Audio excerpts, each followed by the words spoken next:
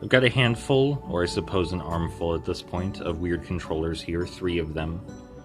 On the left, we've got the Guru Gaming Gamer Girl controller. It's from a different period. We've got, these all are, they're PlayStation 2 controllers. We've got the Performance Dual Impact 2, and we've got the Ladybug-looking controller, the Joytech Adjustable controller. Now this one on the far left, it's very small, and it feels kind of like a toy to hold, kind of like a fake controller you'd give your child, so that way they don't break your real controller, but they still think they're playing. It works fine. After you get used to the smaller form factor, it really feels like playing with any other controller, but the manual is something else. Let me get it.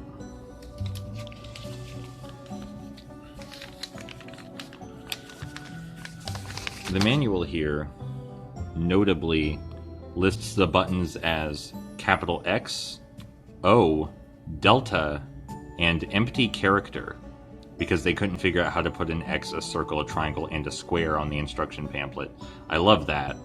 And down here it says compatible with PlayStation 1 console. It's actually a PlayStation 2 controller, and they misspelled PlayStation in addition to the font changing halfway through. That's remarkable. Very happy with this. It's actually pretty great.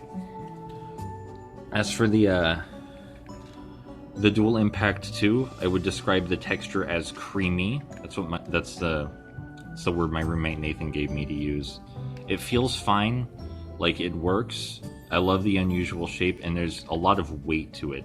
Picking this thing up, it feels very heavy if you've used other controllers. I feel like you could actually hurt someone with this controller. But just like the Girl Gamer controller, it's fine. Nothing really wrong with it. And here's the Joytech Adjustable controller. It will work with some PS2 games. I bought it under the assumption it was a PS2 controller. This is actually a PlayStation 1 controller, so it only works on some PlayStation 2 games. The seller advertised it was a PS2 controller, and, why wouldn't you think it was one? But the best thing about this controller, as I'll show you in just a moment, is that its grips are adjustable. And this is the grip setting I use. There are notches there, so you can set it to individual heights. This is the grip setting I use. I hold the controller like this. And it is, honestly, because of the adjustable grips, probably the most comfortable controller I've used. I would prefer if the L buttons and R buttons were on the top. They're not. They're instead on the back, which I'm not a big fan of. But everything else about the controller I really like. This is definitely my favorite game controller, and they're exceedingly rare. And here is a little bonus, is the Guru Girl Gamer controller packaging, because it came in the original package. And it is pretty funny. Again, it's from a different time period. I don't want to assume it was made with bad intentions, but it is rather sexist. It's glowing pink. It says designed with the female gamer in mind, but all of the things they list aren't necessarily true of female gamers. Like, sensitive and accurate buttons are pretty much a guarantee for any quality controller, so are responsive controls. Rubber grips, rubber grips are for people who want rubber grips, regardless of gender. Easy access turbo buttons are for people who want easy access to turbo buttons, regardless of gender. It's a very strange controller. You can understand the appeal in owning something this bizarre. Against all odds, what I have for you here now is bonus.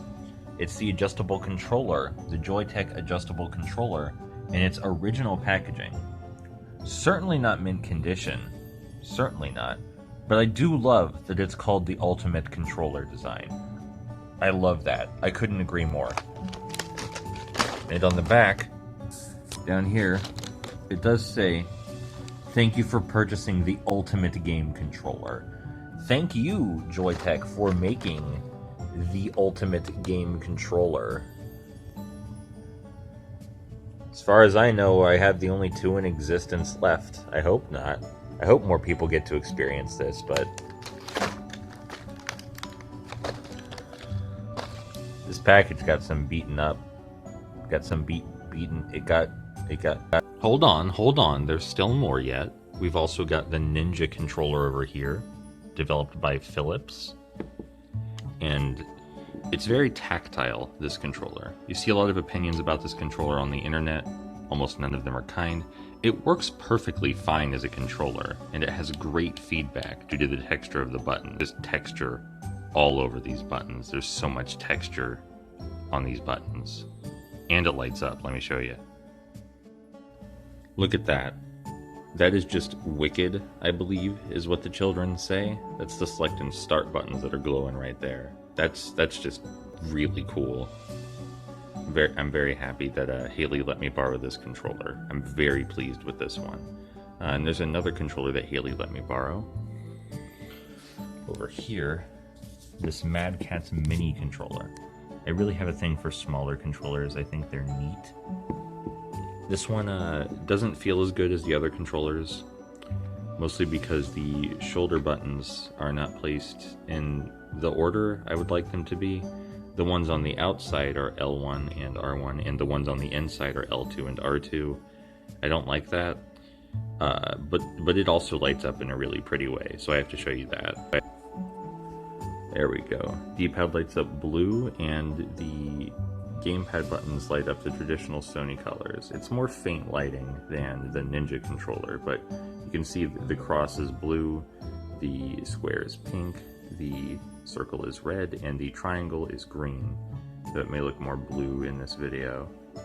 It's just a cool thing to have. It's not my preferred way to play with the PS2 by any means, but there's nothing terribly wrong with it, you know? It's neat. It's a novelty. And lastly, we have this GameShark controller, which is wireless. Here's the dongle right here. This is a wireless controller. It's a very convenient way to play video games. It's also got a very small form factor. You just plug it in, you know, you feel like playing some Growlands or Heritage of War. You feel like playing some Champions of Norath real quick. It's just nice to be able to sit some distance away and casually smack bad guys with this controller, you know? It feels fine, it is small, but all the buttons are where I'd like them to be, and it does what it's supposed to do. It's a very functional, very pleasant controller. And I think that's about it.